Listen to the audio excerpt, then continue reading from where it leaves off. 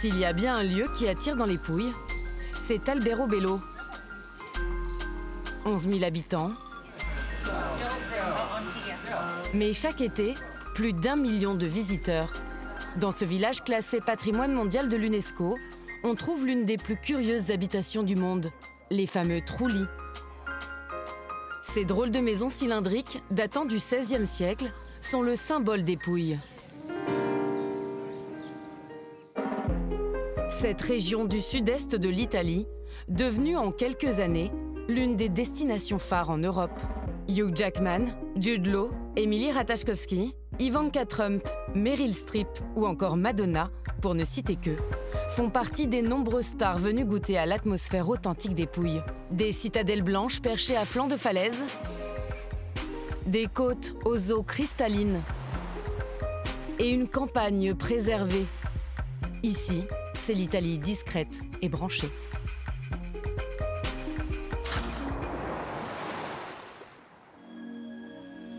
C'est dans la province de Brindisi que se trouve la majorité des trou-lits des Pouilles. Délaissées pendant de longues années, ces petites bâtisses aux toits pointus sont aujourd'hui très convoitées. Italiens et étrangers se battent pour les racheter et en faire d'atypiques maisons d'hôtes ou des résidences secondaires. Ce qui est beau, ce sont ces deux trou-lits. C'est beau les jambes comme ça, c'est pas mal. Désolée, la robe n'arrête pas de remonter. C'est pas grave. Voici l'une des plus célèbres propriétaires de trou-lits des Pouilles, Anna Dello Russo. Silence, silence! On tourne.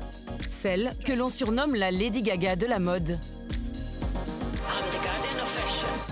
Rédactrice en chef du Vogue italien pendant près de 20 ans, aujourd'hui, Anna Dello Russo est directrice artistique du Vogue Japon et styliste.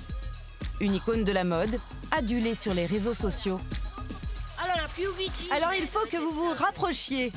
Chaque jour, près d'1,5 million de personnes suivent son quotidien sur Instagram. J'insiste, la pointe bien devant comme une ballerine. C'est la première fois qu'Anna Dello Russo accepte des caméras dans sa résidence des Pouilles. On est en train de réaliser le shooting photo d'une collab de chaussures que j'ai faite avec une créatrice thaïlandaise. C'est vous qui avez choisi de faire ce shooting dans les Pouilles ? Oui, car cette collaboration est vraiment en lien avec qui je suis, donc j'ai voulu la faire chez moi, dans mon univers. Si Anna vit à Milan, la capitale italienne de la mode, les Pouilles sont sa région d'origine. Ici, c'est mon petit coin de paradis. J'ai acheté cette propriété il y a 10 ans. C'était une vraie ruine. J'ai entièrement refait la maison, puis le jardin, et enfin la piscine. La piscine, c'est mon espace préféré. Petite coquetterie, la papesse italienne de la mode a apposé ses initiales un peu partout. Ok, venez à l'intérieur.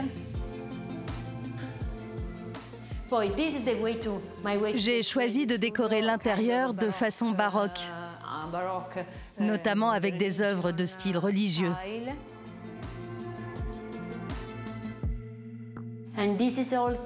Et ça, c'est typiquement des Pouilles. C'est de la céramique traditionnelle des villages de Grottaglier et Fasano. Et sur toutes les assiettes, j'ai fait mettre mes initiales. Ouais. Tout ce que vous voyez ici vient des Pouilles. Bon, là, je me suis fait un petit dressing. On n'a pas besoin de beaucoup de vêtements ici, on est en vacances. Mais vous avez quand même besoin d'un dressing. Oui, bien sûr, petit mais très organisé. Plus que l'intérieur de la maison, c'est l'extérieur qui est important ici. En été d'ailleurs, aucun invité n'est reçu dans la maison. Ces invités ce jour-là sont Alessandro et Luca Morelli, deux frères, photographes officiels de toutes les campagnes de pub Dolce & Gabbana, ravis de travailler sous le soleil des Pouilles. C'est génial ici. On est aussi originaire des Pouilles et on adore revenir dans la région. On s'y sent toujours connecté et particulièrement sur cette propriété qui est un petit paradis. Les Pouilles sont devenues très à la mode. Oui, c'est une région connue à travers le monde maintenant. Toutes les stars viennent ici. On a même eu Madonna, par exemple. C'est à seulement quelques minutes de route de la propriété d'Anna Dello Russo que se cache le refuge de toutes les célébrités en visite dans les Pouilles. À première vue, un village rural perdu entre les champs d'oliviers. En réalité, un luxueux complexe hôtelier très récent, nommé Borgo Egnazia, lieu de réception de tous les événements les plus exclusifs des Pouilles. C'est dans ce faux village italien que Justin Timberlake et Jessica Biel se sont mariés en 2010, ou encore que Madonna a célébré son anniversaire en 2017.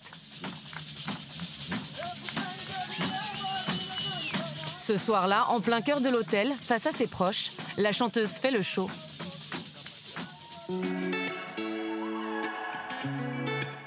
Aldo Melpignano est le propriétaire des lieux. On va là-dessous. Sa famille est à la tête d'un empire hôtelier comptant 4 luxueux établissements dans les Pouilles et une adresse à Londres. Le domaine du Borgo est leur dernier projet, sorti de terre il y a seulement 8 ans. Cet endroit, le Borgo, c'était le rêve de mon père. Il a eu l'opportunité d'acheter cette propriété qui, initialement, était une zone agricole. Il n'y avait pas d'arbres, absolument rien. On a d'abord construit un terrain de golf qui se trouve juste en face de la propriété, puis l'idée de créer le Borgo Egnazia nous est venue. Mais on n'a jamais voulu faire croire qu'il s'agissait d'un village authentique. On est parti de rien, tout le monde le sait. Ce qui nous tenait à cœur était surtout de maintenir l'esprit de la région. Conçu comme un décor de cinéma, 3 ans de travaux ont été nécessaires à la réalisation de ce vrai faux village ancestral. Avec ses ruelles, sa place et ses bâtisses en tuffo, la fameuse pierre blanche locale. Vous avez même une église ? Oui, on a une chapelle que nous avons spécialement construite pour nos clients. D'ailleurs, on vient tout juste d'avoir les autorisations de la municipalité de Fasano pour célébrer officiellement des mariages au Borgo Egnazia. En Italie, le tourisme matrimonial attire chaque année près d'1 million de visiteurs étrangers. Un marché de 440 millions d'euros. Si la Toscane reste en tête du classement des destinations nuptiales, les Pouilles sont la région la plus prisée des mariés VIP.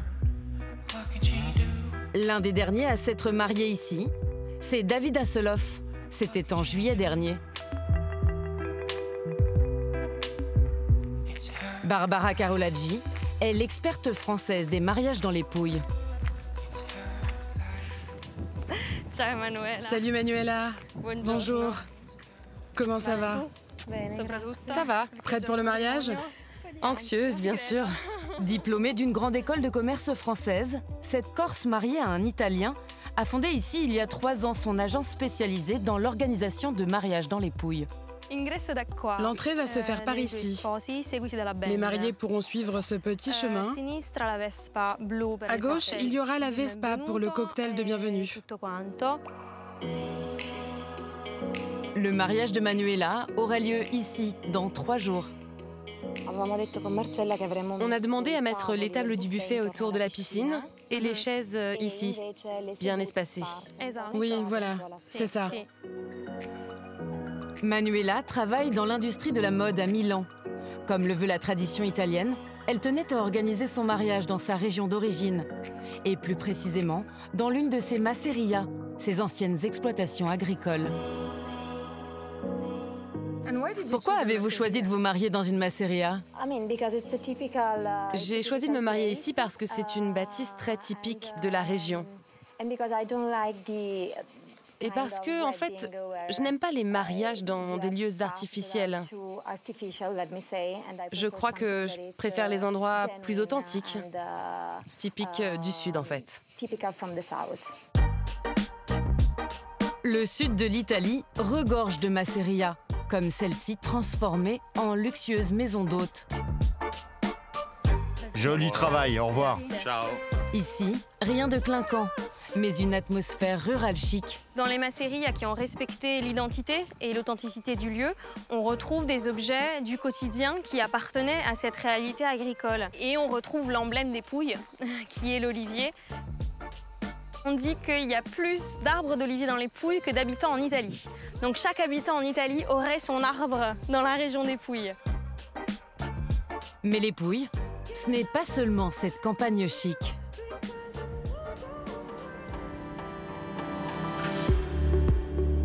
Ce sont aussi des côtes et des îles vierges loin du tourisme de masse. Tout au nord de la région, sur les eaux de la mer Adriatique, un bateau de croisière. Et à son bord, une famille de touristes italiens. À la découverte des criques et des eaux azur des îles Tremiti. Rapprochez-vous que je vous parle un peu de l'histoire des îles Tremiti. Si le nom de ces îles ne vous dit rien, c'est parce qu'il s'agit de l'un des archipels les plus confidentiels d'Italie. 3 îles encore épargnées du tourisme de masse, mais au lieu de la plongée sous-marine en Europe. Ici, il y a des gorgones rouges, jaunes et même caméléons. Il y a peu d'endroits dans le monde où l'on peut voir ce type de corail. Ce chef d'entreprise emmène régulièrement sa famille en excursion dans les îles Tremiti. Mais c'est la première fois qu'il vient plonger ici. Attends, vas-y. Ok, parfait. C'est parti pour une plongée qui va durer 35 minutes, à la recherche des fameuses gorgones. Mais pas seulement. Les eaux des îles Tremiti renferment un autre trésor, la statue du Padre Pio, gisant à 12 mètres de profondeur.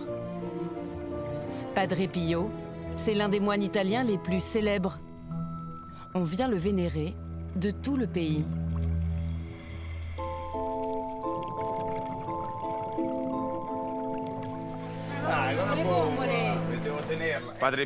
Je n'avais jamais vu le Padre Pio d'aussi près.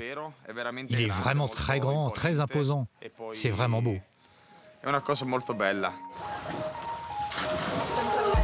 Au programme ce jour-là, plongée, baignade dans les criques, mais aussi dégustation de pasta au moule de Tremiti.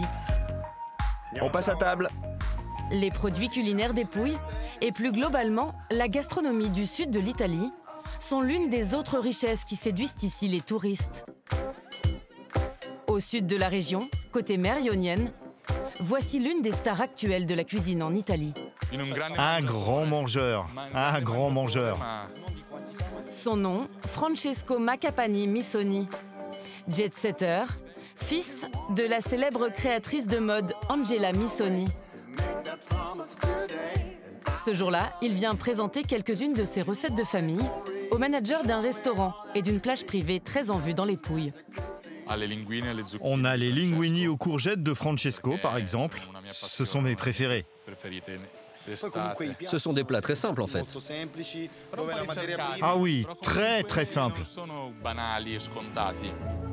Francesco est un passionné de gastronomie, et notamment de la fameuse cucina povera, typique des Pouilles. Littéralement, la cuisine pauvre. Les méthodes traditionnelles sont toujours les plus efficaces. La cuisine pauvre est le dernier chic des grands restaurants. Une cuisine sobre, modeste, faite avec les moyens du bord. Vous cuisinez à l'eau de mer? Oui. Dans les Pouilles, ils font comme ça. Autour de Salento, précisément. Si l'eau est propre et la mer est propre, pourquoi pas? Les produits locaux, c'est la première règle. Le circuit court, c'est le meilleur. Au menu ce jour-là, spaghettis aux courgettes.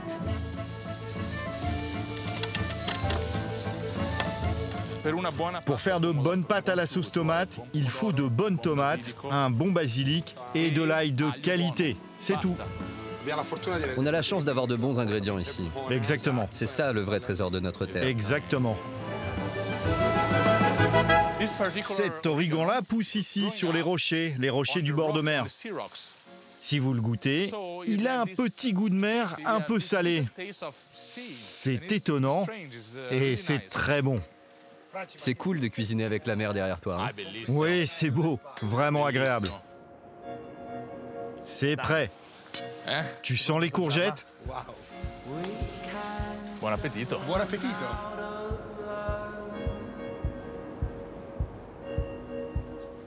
C'est bien frais, bien estival. Nul besoin de parler. Pour Francesco, cette cuisine simple est le vrai luxe italien qu'il aime partager.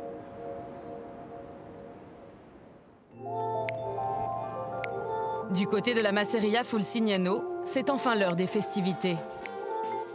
Au cœur des oliviers centenaires et dans une atmosphère très bohème, le mariage organisé par Barbara, la wedding planner française, bat son plein. Autour de la piscine, une centaine d'invités qui se sont spécialement déplacés dans les Pouilles pour ces noces.